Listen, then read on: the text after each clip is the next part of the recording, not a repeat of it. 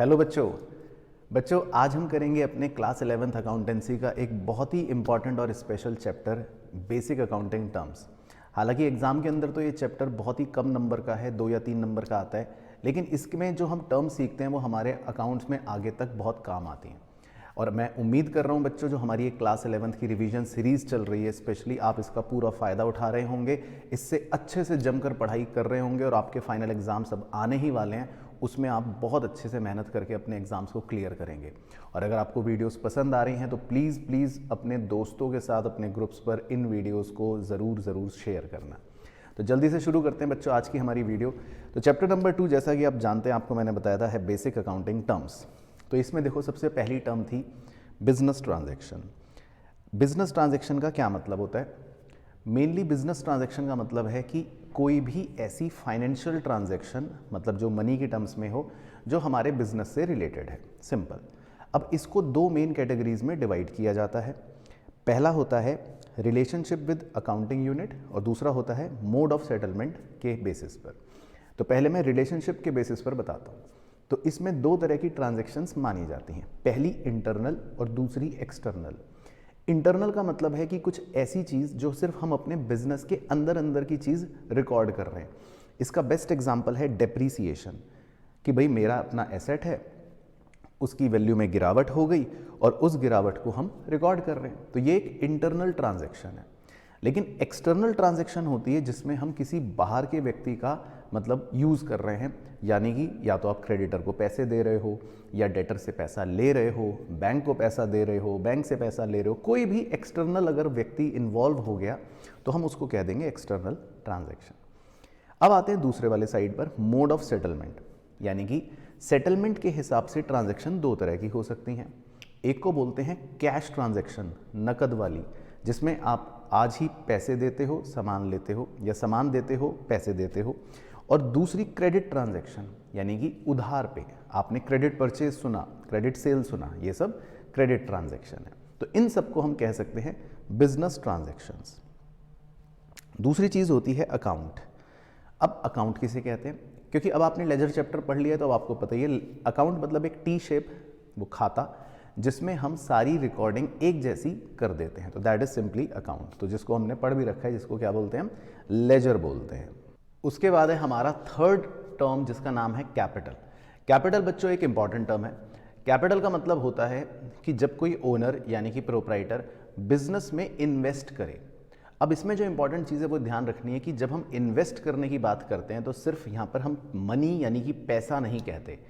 अगर प्रोप्राइटर अपने घर से कुछ गुड्स लेकर आता है या वो अपने घर से कुछ एसेट्स लेकर आता है, तो वो सब चीज़ें भी कैपिटल ही कंसीडर की जाती हैं। तो जो मैंने यहाँ पर आपको समझाया था कि एक प्रोप्राइटर बिजनेस के अंदर जो भी मनी या जो भी एसेट्स इन्वेस्ट कर रहा है, उसको हम टर्म देते हैं कैपिटल। अब कैपिटल को दूसरे 2 नामों से जाना जाता है। ये बड़ा ही इंपॉर्टेंट पॉइंट है जो आपको याद रखना है। एक होता है नेटवर्थ और दूसरा होता है ओनर्स इक्विटी। बाकी कैपिटल को फाइंड आउट करने का एक फॉर्मूला भी है, एसेट्स माइनस लाइबिलिटीज। और यहाँ पर जो हम लाइबिलिटीज कह रहे हैं वो मेनली आउटसाइड लाइबिलिटीज है, क्योंकि कैपिटल खुद एक इंटरनल लाइबिलिटी है, जो हम आगे भी वैसे कवर करते हैं। फिर हमने चौथी टर्म पढ़ी थी जिसका नाम था ड्रॉइंग्स। अब ड्रॉइंग्स बिल्कुल कैपिटल का ऑपोजिट होता है। ड्रॉइंग्स का मतलब है कि अगर प्रोप्राइटर यानी कि ओनर अपने पर्सनल यूज़ के लिए बिजनेस से कुछ पैसा विड्रॉ कर ले, या कुछ गुड्स विड्रॉ कर ले, या कोई एसेट विड्रॉ कर ले, तो हम उसको कहते हैं ड्रॉइंग्स। और ड्रॉइंग्स जो होती है वो हमेशा हमारी कैपिटल को क्या करती है? कम करती है। फिर हमने पढ़ा था अगला टर्म बर्डन। सर बर्डन मतलब लाइबिलिटीज। यस, यानी कि बिजनेस के नज़रिए से, बिजनेस के अकाउंटिंग एंगल से अगर समझा जाए तो बोझ कह सकते हैं, बर्डन, लाइबिलिटीज। तो लाइबिलिटीज का मतलब होता है सिंपल, जो भी अमाउंट हमें देना है, पेबल, यानी कि जो भी अमाउंट हमें देना है। अब इस लाइबिलिटी को हम कहते हैं कि ये 2 प्रकार की हो सकती है। अगर ये ओनर के तरफ है तो इंटरनल लाइबिलिटी, और अगर आउटसाइडर्स के तरफ है तो एक्सटर्नल लाइबिलिटी। अब एक्सटर्नल लाइबिलिटीज़ जो होती हैं वो मैंने आपको बताई थी कि 2 तरह की होती हैं। तो यहाँ पर हमने एक एग्जांपल करा था कि हमने सलमान से लोन लिया और हमने बोला कि हम तुम्हारे पैसे 3 महीने बाद वापस करेंगे। लेकिन अगर हम कहते हैं कि हम तुम्हारे पैसे 3 साल या 5 साल बाद वापस करेंगे, तो फिर वो अलग तरह का लायबिलिटी माना जाता है। यानी कि दो तरह की लायबिलिटीज़ होती हैं।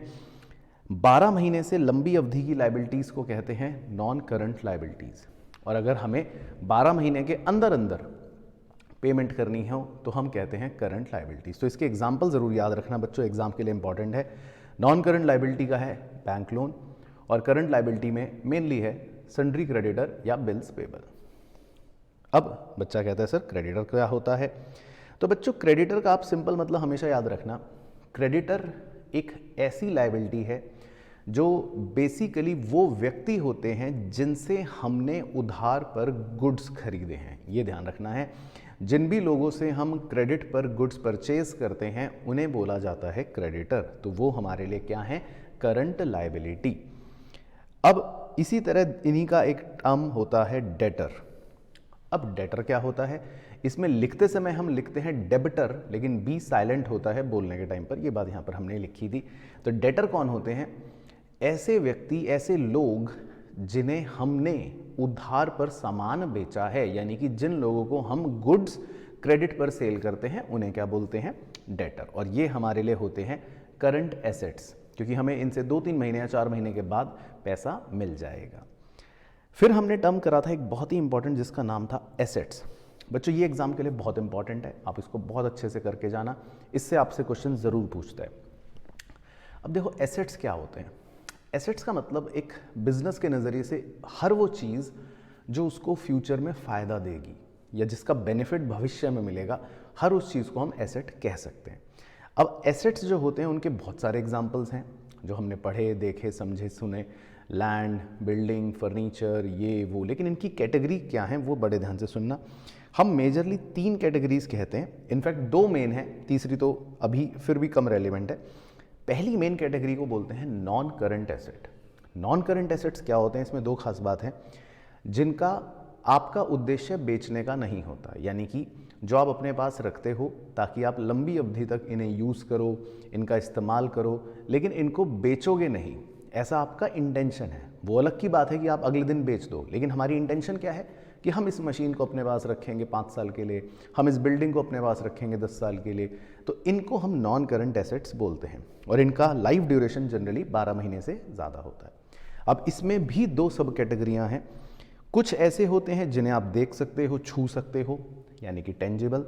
कुछ ऐसे होते हैं जिन्हें आप देख नहीं सकते, छू नहीं सकते, यानी इनटेंजिबल। इनटेंजिबल के एग्जाम्पल्स याद रखना, goodwill, copyright, patent, software etcetera. दूसरी कैटेगरी होती है एसेट्स में करंट एसेट्स। करंट एसेट्स का मतलब हर वो एसेट जिसका बेनिफिट आपको सिर्फ 12 महीने तक ही मिलेगा, यानी 2 महीने, 3 महीने, 5 महीने, 6 महीने या 8 महीने या 10 महीने, और इन्हें आप कैश में इन्हीं 12 महीनों के अंदर अंदर कन्वर्ट कर लेते हो, like stock, debtors, bills receivable. ये सब चीज़ें करंट एसेट्स होती हैं। तीसरे भी एक प्रकार के एसेट्स होते हैं जिन्हें हम कहते तो हैं फिक्टिशियस एसेट, यानी कि काल्पनिक एसेट। लेकिन ये एग्जैक्टली क्या है ये थोड़ा सा आपको हायर स्टडीज़ में ज़्यादा समझ में आता है, लेकिन हाँ इसका एक एग्जाम्पल ज़रूर याद रखना। एक है डेफर्ड रेवेन्यू एक्सपेंडिचर, यानी कि आप सिंपल भाषा में समझो कि ये कुछ लॉसेज हैं, ये बिजनेस के कुछ नुकसान हैं, लेकिन इन्हें हमने अभी तक एज अ नुकसान रिकॉर्ड नहीं करा, या इन्हें हम फिलहाल राइट ऑफ नहीं कर रहे और इन्हें हम बस दिखा रहे हैं एसेट की तरह, इसीलिए इनका नाम ही है काल्पनिक एसेट, फिक्टिशियस एसेट। तो इसका एग्जाम्पल याद रखना डेफर्ड रेवेन्यू एक्सपेंडिचर, है ना। तो मैंने आपको इसकी थोड़ी सी स्टोरी समझाई थी कि हम इसको पोस्टपोन कर देते हैं। मान लो आज मैंने 5 करोड़ का खर्चा करा, लेकिन मैं ये मानूंगा नहीं कि मैंने आज 5 करोड़ का खर्चा करा, मैं इसको 5 साल तक पोस्टपोन करके ये हर साल मानूंगा कि इस साल 1 करोड़, अगले साल 1 करोड़, अगले साल 1 करोड़, ऐसे डिले कर दूंगा। तो ये होते हैं डेफर्ड रेवेन्यू एक्सपेंडिचर। फिर था जी बहुत ही अच्छा टर्म बिल्स रिसीवेबल। इसकी स्टोरी याद रखना।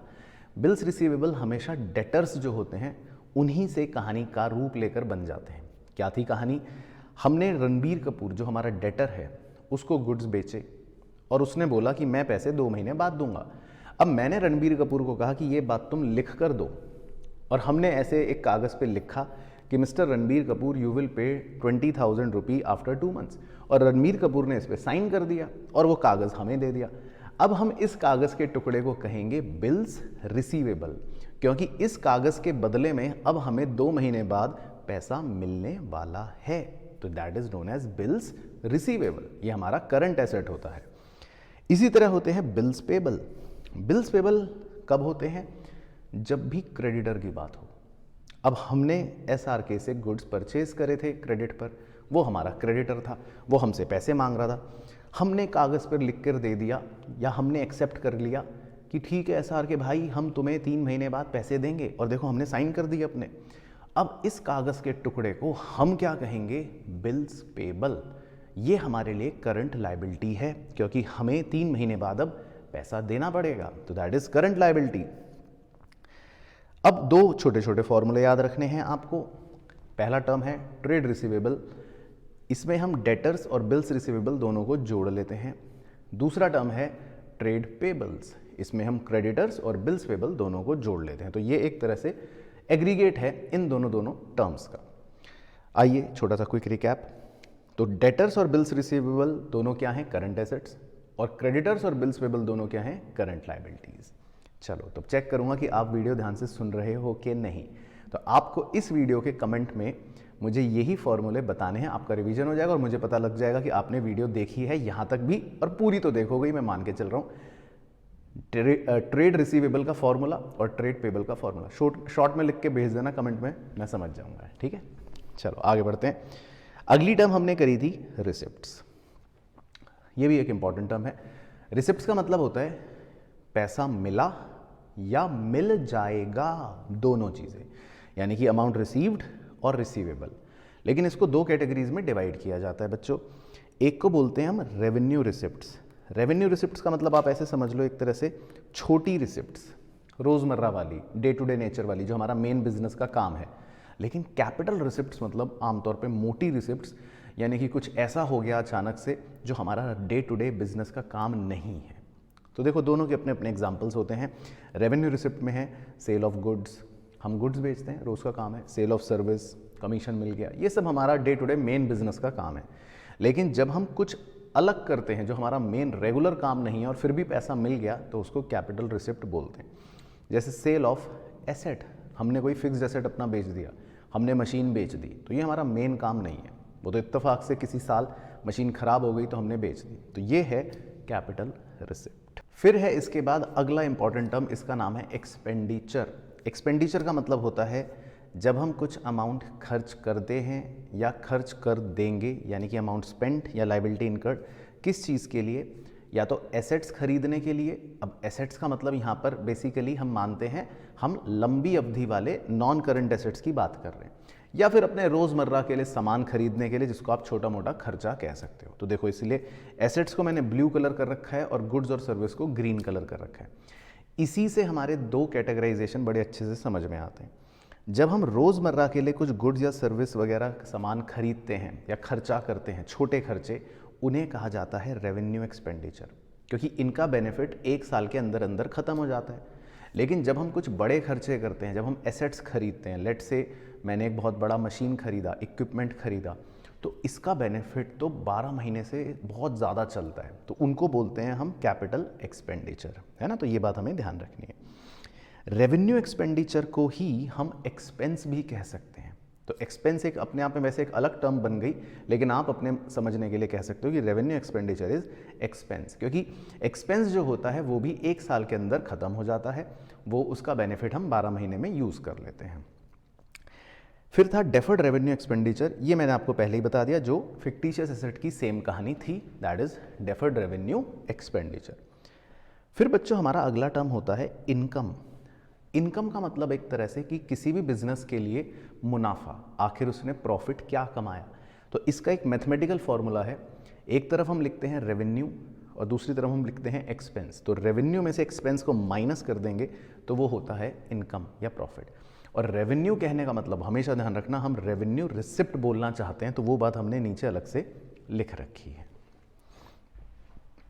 फिर था हमारे एक्सपेंस के 2 बड़े ही स्पेशल टाइप्स, बड़े ध्यान से सुनना। पहला टाइप था प्रीपेड एक्सपेंस। प्रीपेड एक्सपेंस का मतलब होता है जिसमें आप पैसे दे देते हो पहले, लेकिन आपको उसका बेनिफिट मिलेगा बाद में, तो ये होते हैं प्रीपेड एक्सपेंस। और सबसे इंपॉर्टेंट चीज़, प्रीपेड एक्सपेंस को हम अपना करंट एसेट ट्रीट करते हैं, ये बात सबको अच्छे से याद होनी चाहिए। बाकी हमने एक छोटा सा पॉइंट भी यहाँ पर कवर करा था कि प्रीपेड एक्सपेंस और डेफर्ड रेवेन्यू एक्सपेंडिचर में एक फ़र्क भी है। डेफर्ड रेवेन्यू एक्सपेंडिचर में भी हम अपना पोस्टपोन करते हैं एक्सपेंडिचर, और प्रीपेड एक्सपेंस में भी आपको लगेगा कि सर ये भी तो अगले साल बेनिफिट जा रहा है, लेकिन इसमें फ़र्क ये है कि प्रीपेड एक्सपेंस का बेनिफिट हमें एग्जैक्टली पता है कब एक्सपायर होगा, लेकिन डेफर्ड रेवेन्यू एक्सपेंडिचर तो एक काल्पनिक एसेट है, फिक्टिशियस एसेट है, जिसके बारे में हम श्योर नहीं है कि इसका बेनिफिट कब तक ख़त्म होगा, तो इसीलिए वो थोड़ा सा उससे अलग है। बाकी एक और वैरायटी एक्सपेंस की बहुत ही अच्छी, आउटस्टैंडिंग एक्सपेंस। तो इसमें मैंने आपको स्टोरी सुनाई थी कि इसमें हम एक बेनिफिट ले लेते हैं पर अभी तक पैसे नहीं देते, एक्सपेंस को पे नहीं करते। तो एक छोटा सा एग्जांपल यहाँ लिया था कि मैंने हर महीने 10,000 रुपये का 10,000 का रेंट पे करा या सैलरी पे करी, लेकिन लास्ट का महीना जो था उसमें मैंने सैलरी पे नहीं करी। तो जो सैलरी मैंने पे नहीं करी, जैसे मार्च मंथ की सैलरी मैंने पे नहीं करी इस एग्जांपल में, तो हम उस एक्सपेंस को कहते हैं आउटस्टैंडिंग एक्सपेंस, जो हमारे लिए होता है करंट लायबिलिटी। फिर अगली टर्म आती है प्रॉफिट, जो अगेन सेम है इनकम की तरह ही, लेकिन बस इसके दो टाइप्स बना दिए गए हैं जो आप आगे सबसे लास्ट फाइनेंशियल अकाउंट्स चैप्टर में सीख जाते हो कि एक को बोलते हैं ग्रॉस प्रॉफिट, एक को बोलते हैं net profit, that is profit. फिर बच्चों एक टर्म है बड़ा ही इंटरेस्टिंग, गेन। अब प्रॉफिट और गेन में क्या फ़र्क है? प्रॉफिट वर्ड तब यूज़ किया जाता है जो हमारे मेन बिजनेस की रेगुलर एक्टिविटीज़ करने से पैसा कमाया, लेकिन गेन हम तब बोलते हैं जब हमने कोई इर्रेगुलर एक्टिविटी करके पैसा कमा लिया। मान लो भाई मेरे को लॉटरी इनकम लग गई, या मान लो मैंने अपनी कोई मशीन बेच दी और प्रॉफिट हो गया। अब मशीन बेचना कोई मेरा रोज़ का काम नहीं है, मेरा मेन बिजनेस नहीं है, तो हम उसको गेन कह देते हैं। लॉस बच्चों होता है प्रॉफिट का उल्टा, तो इसलिए इसका फॉर्मूला भी हो गया उल्टा, एक्सपेंस माइनस रेवेन्यू। फिर हमने एक टर्म करी थी स्टॉक या इन्वेंट्री। तो ये आपको पता होना चाहिए कि स्टॉक या इन्वेंट्री हम किसे कहते हैं। मेनली स्टॉक या इन्वेंट्री का मतलब होता है अनसोल्ड गुड्स, जो गुड्स हम बेच नहीं पाए। अब ये दो प्रकार के होते हैं, एक को बोलते हैं ओपनिंग स्टॉक, एक को बोलते हैं क्लोजिंग स्टॉक।